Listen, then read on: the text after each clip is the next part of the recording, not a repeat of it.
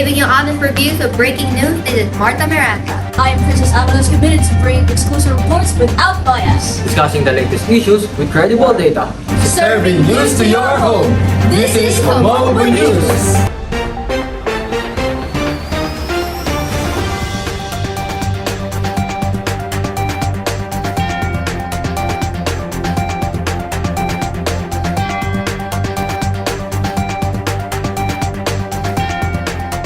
Morning, homies. Today is November 28, 2023, 7:05 a.m. in the morning. And here are the latest news update. 13.2 milyong Pinoy mahirap noong second quarter ng 2023. Dahil sa hirap ng buhay, ama, arestado matapos magnakaw ng gatas at diaper. Pagdami ng mahihirap dahil sa bagyo at kalamidad. Poverty in Palestine may rise to 45% in third month of Israel-Hamas war, UN. Modern solution for modern problems. Arestado ang isang lalaki dahil sa pagnanakaw ng mga ilang grocery items sa isang grocery store sa Bonifacio Global City, Taguig. Agad na dumiretso umano sa exit ang lalaki at nang siya ay sitahin ng gwardya at hingan ng resibo, wala itong naipakita. Kaya naman ay agad siyang ipinahuli. Bakit niyo po nagawa ang bagay na yun? Naghihirap na po kami. Tapos wala na po talaga akong magagawa. Then, kailangan po talaga ng pamilya ko po yun eh. Sa kahirapan ng buhay, posible talagang maapektuhan ang moralidad ng isang tao at mauwi sa mga paggawa ng mga illegal na gawain tulad ng pagnanakaw. Nakuha mula sa lalaki ang mga produkto tulad ng diaper, gatas, hotdog, kape at air freshener na umabot ng 3,500 pesos. Nagbabalita mula sa HBC, Jessa Erlanza. Thank you, Jessa. Upon exploring our nation's rural areas, we will witness the terrible effect of subsequent crises affecting our people's lives. Live and exclusive from Cavite. Andyan ka ba, Prince? Yes, Joshua. Magmula nga sa mga lockdowns ng pandemya at ang mga lalakasang bagyo na dumaan sa bansa, lubos na naghirap ang ating mga kababayan. Isinagawa ang Self-Rated Poverty Survey ng Social Weather Station or SWS pagkatapos ng sunod-sunod na kalamidad na nakakaapekto sa presyo ng mga bilihin. Ayon naman kay Celia Reyes, isang poverty expert at researcher mula sa exclusive interview na kasalali sa mga lokal na pamahalaan upang masatuparan ang mga layunin na ito. Really need the local government units in the decentralized structure, so the local government units actually play a very important role in achieving SDGs. Nananatiling nakatuon ang gobyerno sa target na mabawasan ang kahirapan, gaya ng pamimigay ng tulong pinansyal sa mga magsasaka at ang mga pinakamahihirap na individual. Ako si Prince Kabading mula sa homobonews. Magandang umaga sa inyong lahat. Ako ang inyong lingkod, si Grace Angel M. Falaria.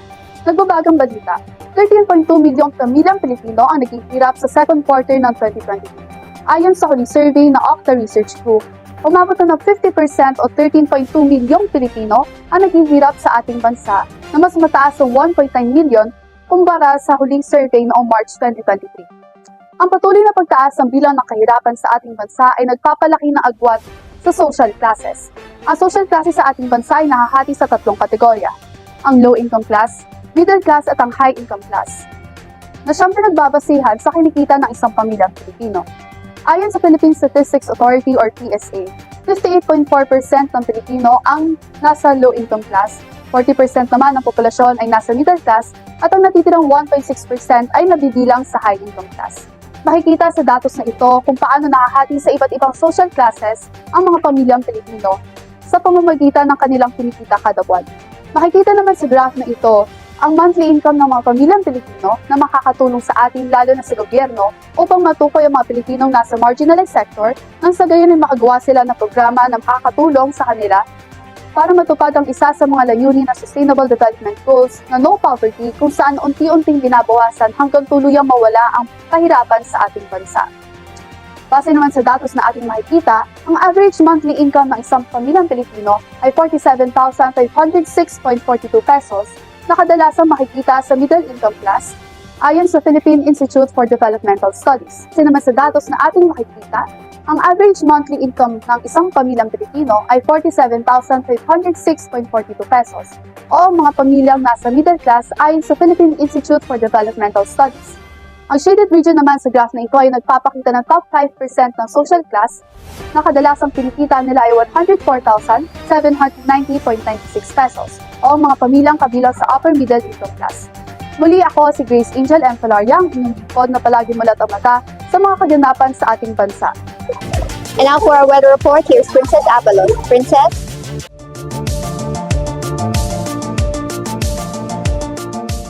Yes, Martha, base sa aming pagsusuri, walang bagyo, ngunit patuloy na uulanin ang ilang mga lugar.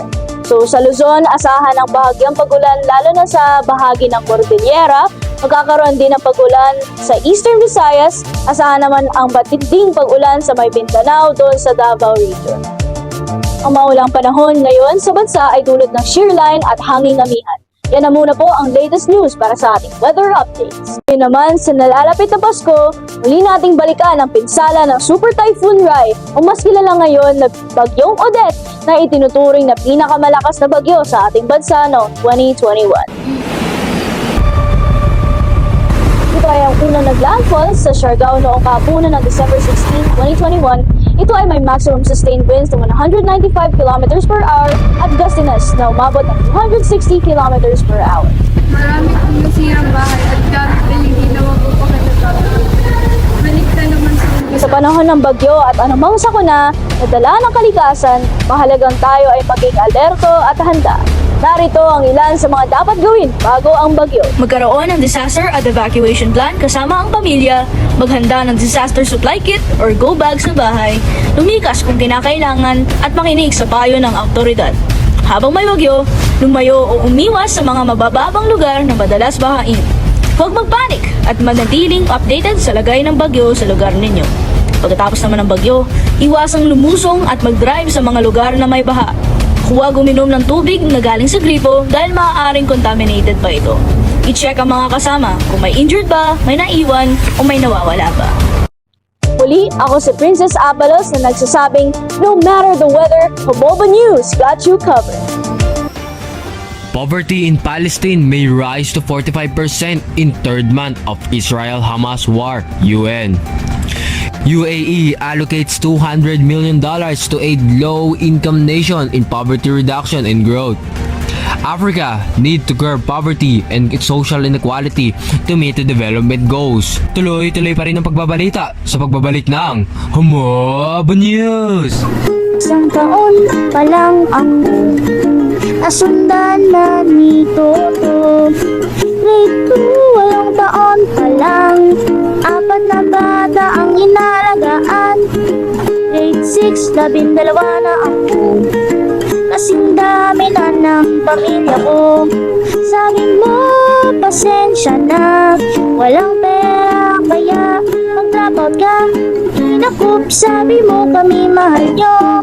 Ari ko, pati kayo nagplano. Sana hindi gutom at nag-aaral pa.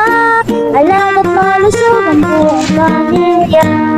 Ang planadong buhay ay maayos na buhay. Going to the international update, poverty in Palestine may rise to 45% on the third month of Israel-Hamas war. Let us hear more details from Bless Anabe. Bless? Yes, Joshua.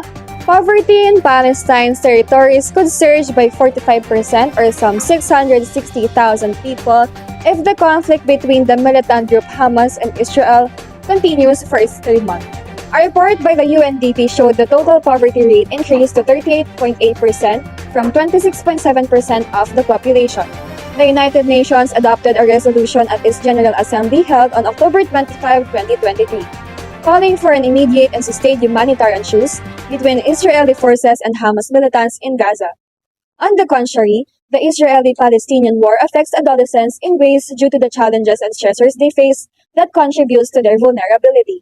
In the challenging phase of adolescence in the middle of the war, they long for emotional support and stability.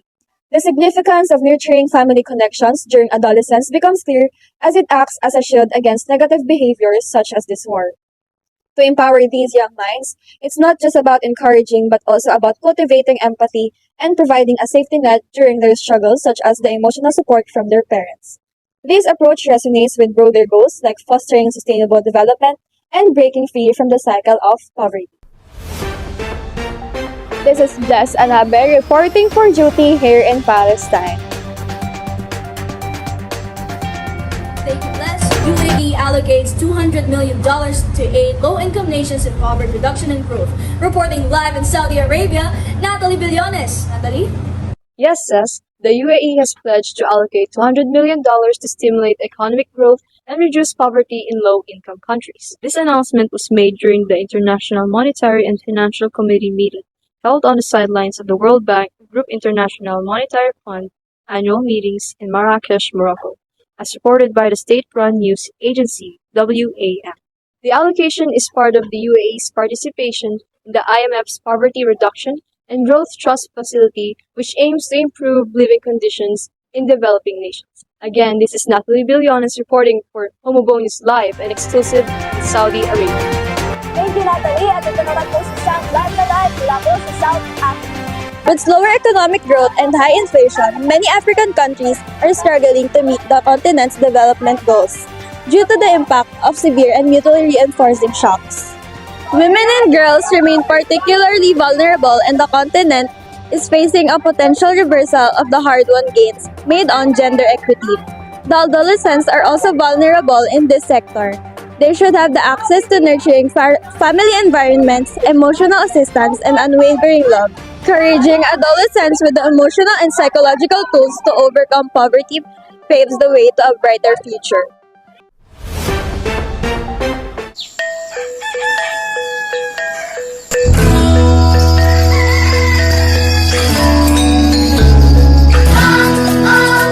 Babangon tayo, susulong tayo. Babangon tayo, susulong tayo. Magpabanat ng buto, todo-todong pagkakayod. Dahil pag may tinanim, tsak na may aanihin. Bangon tayo, susulong tayo. Babangon tayo, susulong tayo. Babangon tayo, susulong tayo. Babangon tayo.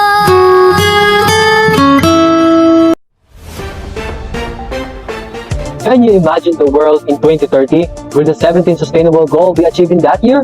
Even though 2030 is halfway over, the SDGs are still far from being accomplished. We can consider the Sustainable Development Goal will not be achieved due to wars, lack of political will, and COVID-19 pandemic. Nevertheless, the world continues to be modern and dependent on technology, such as having smartwatches to collect data and improve an individual's performance. Without technology, we will not know that there was an allegedly unfair officiating the UAAP Season 86 Men Basketball Ateneo vs Adamson game on Sunday, November 12. It can also be seen in the rise of social media like TikTok. Sustainable Development Goals. Online platforms have the potential to open doors for people who are unemployed. Moreover, the Department of Science and Technology, or the DOST, has reached out to poor and conflict-stricken villages, namely community empowerment through science and technology. Implementing the program involves giving the targeted communities access to and transferring technology-based livelihood projects to make it easier for beneficiaries to receive technology in areas of industry development, water and sanitation, health and nutrition, and education. The desired results from implemented interventions contribute to achieving the SDGs being pursued relative to poverty reduction and people empowerment.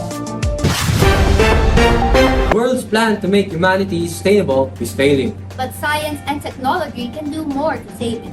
If there even is a chance that we can still achieve SDGs by 2030, we need to seize it with our both hands. As so many said, there is no planet B. Once again, I am Joshua Herrera. Mary Marta Miranda, 27 days before Christmas, homies, and I am Princess Apalos, committed to delivering factual information to the public, to Filipinos all around the world, With utmost integrity and fair critic, serving news to your home. This is homobonews.